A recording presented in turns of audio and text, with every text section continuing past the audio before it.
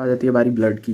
तो हमारे पास ना सबसे ज़्यादा इंपॉर्टेंट अभी तक मैं नर्व एंड मसल को बताया है, और उसके बाद फिर हमारे पास हार्ट और सर्कुलेशन दूसरा मेजर टॉपिक है। तीसरा मेजर टॉपिक ब्लड है, और ये बहुत मज़े का टॉपिक है, गाइडन में बहुत अच्छा लिखा हुआ है और चीज़ें काफ़ी हद तक इसमें से ना कवर हो जाती हैं। तो हमारे पास इसके अंदर सबसे पहला तो ना आखिरी जो इसका चैप्टर है ना, उसमें हीमोस्टेसिस के बारे में बताया हुआ है। ठीक है, हीमोस्टेसिस क्या है कि ब्लड के हमने ब्लड निकला तो उसको स्टॉप करने का क्या कहते हैं ये, और वाइवा के अंदर अक्सर पूछते हैं कि हीमोस्टेसिस और होम्योस्टेसिस में क्या फ़र्क है। तो हमारे पास ना जो करना पहले चैप्टर के अंदर होम्योस्टेसिस के बारे में बताया हुआ है, और कि वो मेंटेन जो हमारे पास ना constant condition of the body को करता है, और हीमोस्टेसिस यानी स्टॉपेज ऑफ द ब्लड होता है। तो ये आपको इसका डिफरेंस आना चाहिए। फिर आ जाता है हमारे पास के रोल ऑफ प्लेटलेट्स क्या है, तो ये भी हमारे पास ना उधर चैप्टर के अंदर दिए हुए, इसके ऊपर भी इंशाल्लाह सेपरेट वीडियो आ जाएगी। तो रोल ऑफ प्लेटलेट्स आपको पता होना चाहिए कि हमारे पास ब्लड क्लॉटिंग के अंदर प्लेटलेट्स का रोल क्या होता है। इसके अलावा ये भी क्वेश्चन आता है कि प्लेटलेट्स के फंक्शंस बताएं, तो ये सारा कुछ आपको आना चाहिए। फिर आ जाता है कि अगर ना ये सिनेरियो इस तरह आ जाता है कि अगर किसी को शेव कर रहा था बंदा और वो उसका कट लग गया, तो अब बताएं कि उसका क्लॉटिंग जो होगी, ब्लड जो क्लॉट होना है, तो वो किस मैकेनिज्म से होगा। तो ये दो मैकेनिज्म दिए होते हैं, एक्सट्रिंसिक और इंट्रिंसिक, क्या कहते हैं ना हमारे पास ना, एक्सट्रिंसिक और इंट्रिंसिक पाथवेज। ये दोनों पाथवेज होते हैं। इंट्रिंसिक वाला शायद ये रहा ना, हाँ, एक्सट्रिंसिक और इंट्रिंसिक। तो हमारे पास ना एक्सट्रिंसिक पाथवे के जरिए होगा, जब भी हमारे पास बाहर से कोई कट होगा और किसी ब्लड वेसल को कोई इंजरी होगी ना, या कोई ट्रॉमा होगा, तो हमारे पास एक्सट्रिंसिक पाथवे क्या कहते हैं, तो ब्लड वेसल स्फीयर होगी या फिर कोई रप्चर हो जाएगा ना, तो हमारे पास एक्सट्रिंसिक पाथवे एक्टिवेट होगा।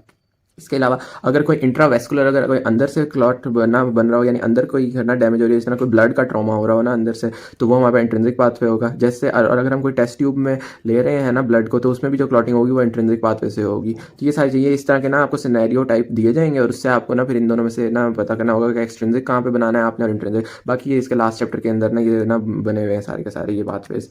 कुछ में होते हैं जिसमें दोनों भी ना हो जाते हैं हमारे पास ना बनना स्टार्ट हो। जिस तरह एक सिनेरियो आता है कि हमारे पास ना कोविड है, तो कोविड आया है, तो अब उसमें कौन सा पाथवे, कोविड ने ना आपके यहाँ पे ब्लड वेसल्स को डैमेज कर दिया है, तो आप बताएं कि उसमें कौन सा ना क्लॉटिंग का पाथवे एक्टिवेट होगा। तो हमारे पास वो इंट्रावेस्कुलर अंदर से कोविड ने करता है ना, तो उसमें ब्लड का ट्रॉमा होता है, तो वो इंट्रिंसिक पाथवे एक्टिवेट होगा। लेकिन अगर हम कोविड की वैक्सीन लगाएं, तो वो बाहर से लगा रहे हैं, तो बाहर से ब्लड वेसल स्फीयर होगी या रप्चर होगा कुछ ना कुछ, तो वो एक्सट्रिंसिक पाथवे के ना एक्टिवेट हो जाएगी। तो इस तरह करके इस तरह के सिनेरियोज आ जाते होते हैं।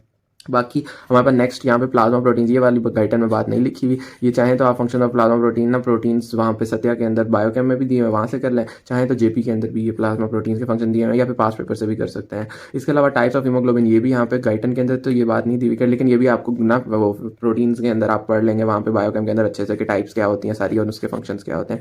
बाकी क्लासीफाई इम्यूनिटी तो आपको पता है कि ना हमारे पास एक इनेट इम्यूनिटी होती है, एक एक्वायर्ड होती है, फिर उसमें बी सेल से जो होती है वो हमारे पास ना ह्यूमरल हो जाती है, और जो टी सेल से होती है वो हमारे पास ना वो हो जाती है दूसरी वाली सेल मीडिएटेड। तो उसी सारी को आपने यहाँ पे क्लासीफाई करना होता है इम्यूनिटी को, विद डेफिनेशन एंड एग्जांपल्स वगैरह। उसके बाद हमारे पास एरिथ्रोपोइटिन सिंथेसिस इफेक्ट, तो इसका ये ब्लड के पहले पहले चैप्टर में ना ये बहुत ज़्यादा ना आपका बहुत इंपॉर्टेंट है। हमारे पास एरिथ्रोपोइटिन एक प्रोटीन होता है जो कि हमारे पास किडनी से रिलीज होता है, और वो हमारे पास फिर सिंथेसिस जब वो सिंथेसाइज होता है वो, और उसका फिर आगे इफेक्ट क्या होगा कि वो आरबीसी प्रोडक्शन को बढ़ा देगा। तो ये भी हमारे पास, ये भी यूनिवर्सिटी क्वेश्चन है, ये भी आता है। इसके अलावा ये हम कर चुके हैं इंटरनेट बात है। अब बाकी आगे ना आपको ना एक पूछते होते हैं कि एक सिनेरियो के अंदर आया हुआ था पेपर्स में कि इडियोपैथिक ना हमारे पास इडियोपैथिक थ्रोम्बोसाइटोपिनिया पर्परा, ये आखिरी चैप्टर में एक डिजीज़ है हमारे पास पर्परा और थ्रोम्बोसाइटोपिनिया की वजह से ना हमारे पास, यानी जब हमारे पास प्लेटलेट्स बहुत कम हो जाए तो उससे हमारे पास पर्परा होता है, red rashes under the skin, आपको ना स्पॉट्स टाइप आपको दिखने लग जाते हैं, उसे हम ये कह देते हैं। लेकिन इसकी कोई हमें पता नहीं होती है किस लिए होती है, तो वो इडियोपैथिक होती है। तो इसके अंदर ना उन्होंने यहाँ पे सिनेरियो टाइप इस तरह करके दिया हुआ था, और उसको हमने डायग्नोज करना था। ये तो ये हम आपको इस तरह के डायग्नोसिस करने आने चाहिए।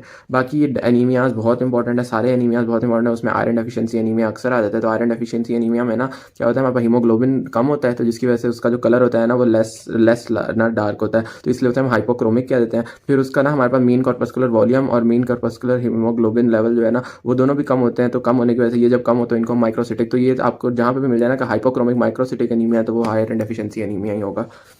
फिर हमारे पास ना सेकंड लास्ट चैप्टर जो है इस ब्लड का, उसके अंदर से पूरे चैप्टर में से एक तो वो ब्लड ग्रुप्स वाली सारी बात है, और एक उसमें से सिर्फ काम की बात है जो कि हमारे जो क्वेश्चन है इंपॉर्टेंट है, एरिथ्रोब्लास्टोसिस फेटालिस। ठीक है, ये आपने पहले भी इसके बारे में सुना होगा। एरिथ्रोब्लास्टोसिस फेटालिस जो है ना हमारे पास, इसमें ना बस एक बात आपने याद रखनी है कि इसमें मदर जो होती है ना वो नेगेटिव होती है। ठीक है, तो इसमें मदर नेगेटिव होती है, बाकी सारा कुछ पॉजिटिव होता है। तो ये आप याद रखेंगे ना, तो उससे आपका ना फिर कोई गलती का सवाल नहीं हो पाएगा। नेक्स्ट हमारे पास ना एनीमियाज मैंने बता दिया पहले, बहुत इंपॉर्टेंट है। एनीमिया का सर्कुलेशन पे क्या इफेक्ट होता है, एनीमिया के टॉपिक से आगे लिखा हुआ है, फिर दोस्त में भी इसका फ्लो चार्ट बना हुआ है, वहाँ से भी देख सकते हैं।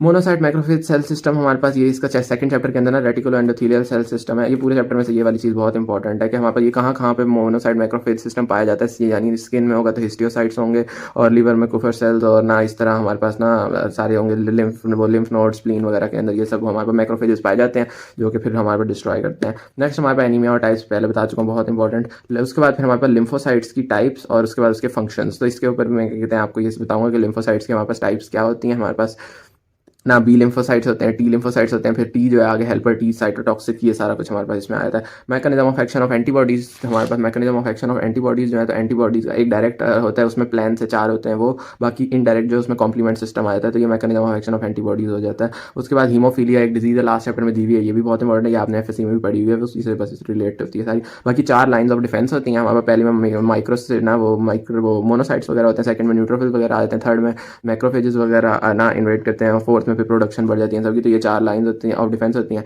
ये भी हमारे पास इसके अंदर ब्लड में से आपने ये भी लाजमी करना है। फिर यहाँ पे क्लॉट रिट्रैक्शन लास्ट चैप्टर में से ना, जब क्लॉट बन जाता है तो उसके अंदर से ना सीरम को बाहर निकालना होता है ताकि वो हमारे पास ना पूरा एक क्लॉट सा बन जाए, तो उसको हम क्लॉट रिट्रैक्शन कह रहे होते हैं। इसमें हमारे पास ना मदद कर रहे होते हैं एक्टिन मायोसिन और ना वो एक और भी थ्रोम्बोस्थेनिन वगैरह, ये सब चीज़ें हमारे पास मदद कर रही होती हैं। ये भी लास्ट चैप्टर के अंदर लिखा हुआ है, क्लॉट रिट्रैक्शन हो गया। बाकी रेगुलेटरी टी सेल या सप्रेसर टी सेल होता है, इसके फंक्शन आपको आने चाहिए। टी हेल्पर सेल जो है उसके भी आपको फंक्शन आने चाहिए।